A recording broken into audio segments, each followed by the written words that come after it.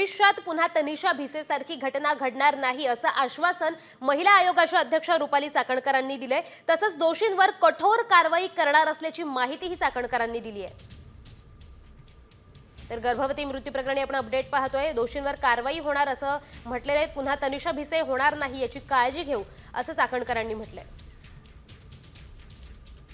पहिल्या दिवसापासून सातत्याने आम्ही याचा पाठपुरावा करतोय। माता मृत्यू अन्वेषण समितीचा अहवाल हा मंत्रालयामध्ये 11 तारखेला सादर करण्यात आलेला आहे। त्या अगोदर 8 तारखेला हा धर्मादाय आयुक्ताचा अहवाल देखील मंत्रालयामध्ये सादर करण्यात आलेला आहे। उद्या जो येतोय उच्चस्तरीय कमिटी यांचा ससून रुग्णालयाचा जो अहवाल होता तो उद्यापर्यंत येईल आणि सायंकाळी 5 वाजता आपली पत्रकार परिषद असेल। यामध्ये सविस्तर जी काही आहे त्या पुढच्या कारवाईच्या संदर्भातली भूमिका निश्चितपणे मांडली जाईल। राज्य महिला आयोग सातत्याने पाठपुरावा करत आहे।